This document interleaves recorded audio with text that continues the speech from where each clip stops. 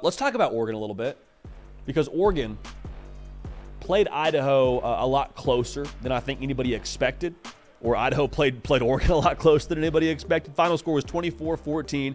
I tell you what, I have been on the front of the Oregon hype train here this past offseason. I'm fine with saying that. I think they're going to win the Big Ten. I think they're going to find their way to play in the national championship game. And then when they were having a close game, I got people in my mentions saying, "What's up with Oregon? Hey, Oregon doesn't look that good. Hey, are you ready to eat your words about Oregon yet?" And I'm like, hang on just a second. Oregon Duck fans, now is the time. We want y'all subscribed. We want y'all a part of this college football sicko community as we jump headfirst into the beautiful thing that is the college football season. We're already selling our stock on Oregon? We're just overreacting and just shipping Oregon down the river? Are we sure we want to do that? Okay, because what I saw in that game against Idaho was, quite frankly, a lack of complementary football. JD, you're not worried about them playing 10 points with an FCS team?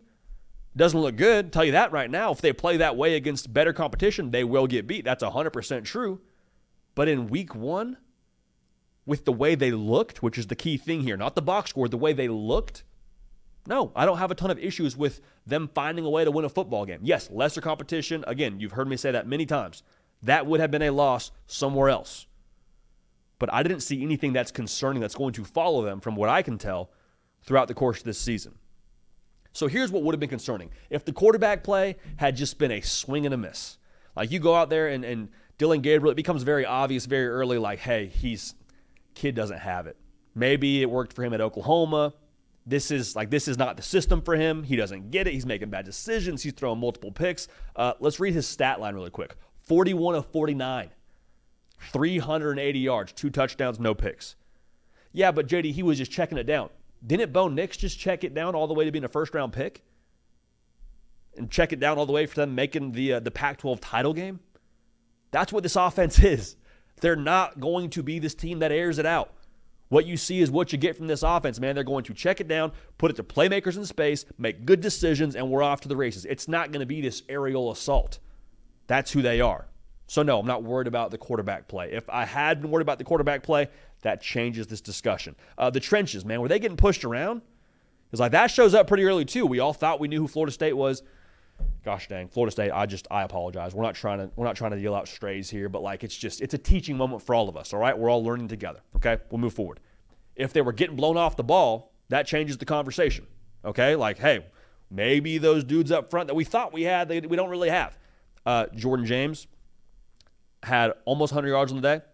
On 15 carries, had 95 yards, 6.3 yards a carry. Yeah, that'll do just fine. That'll be more than fine. Well, did they get pushed around running the football? No, they allowed less than 50 yards on the ground. Okay, so we're not worried about the trenches just yet. I don't see anything to write home about when it comes to the big boys up front. Again, didn't play well enough against better competition. That probably would have been a loss, but I'm not retracting anything I said about Oregon over the course of this past offseason. Well, you say, JD, the defense, they allowed some big plays, right? Yeah, well, they also allowed 14 points. And I would say this too. Idaho, if you go back and watch that game and don't just like scout the box score, they scored on some trick plays. And that's not me taking anything away from Idaho, but I think when you talk about what it's going to take to beat Oregon, you're going to have to play them straight up. Like, Idaho knew they had to bring in a few firework plays. They had to have a few in the chamber there if they were going to have a chance in this game. And credit Idaho, man, they absolutely did. Like, they I hope, are a force in FCS throughout the course of this season. However, again, I'm not overly concerned that a couple of trick plays hit and Oregon had 2 touchdowns scored against them. So what I think you saw, again, going back to what I said, what the issue at Oregon was, from what I could tell, was a lack of complementary football. Like, you were not able to string together good defensive series, good offensive series that you see these teams string together to allow them to pull away. Is that something to pound the alarm about? It is if it continues, but in game one, in week one, when it's Dillon Gabriel's first start, Evan Stewart's first start, no, I'm not overwhelmingly concerned. Here's what I would say, too. In some ways, in a very, very weird, twisted way, I think Dan Lanning is going to make his team better from this. And you heard him post-game say all the right things, but there was one question specifically that someone asked him that I thought was kind of revealing. They said, hey, what'd you say to your team in the locker room? He said, that's between me and the team. If I wanted y'all to know, I'd have you guys in there.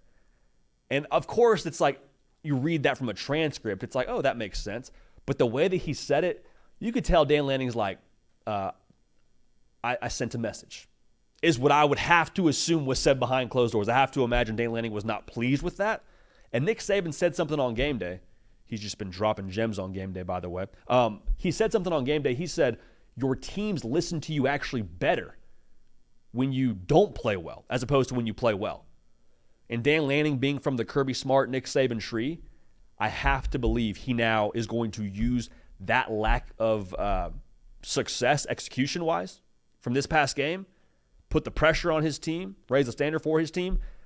I don't think we'll see them play that poorly again throughout the course of this season. I could be wrong, but Will Compton said it during our conversation. Boise State's a good football team, but with Oregon having the dip in production last week, I would buy the dip here. To quote our good friend Josh Newberg, I would buy the dip here with Oregon, and I think they'll be able to kind of turn it on. Because last week, let's be real, they played 4 minutes of the kind of football we expect from them throughout the course of this season, pulled away. Now, you don't ever want to have an on and off switch as a football program. That's the obvious part here. You wish it didn't take that kind of effort to win the game. But at the end of the day, the other advantage for Oregon here is their schedule. They play Ohio State. That's going to be huge. In Autzen, they don't play them until October.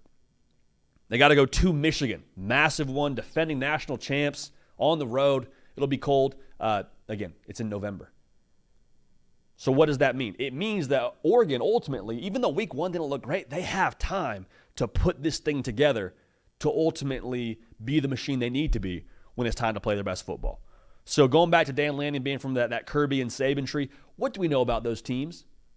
They always play their best football later in the year. I think this team will be the same.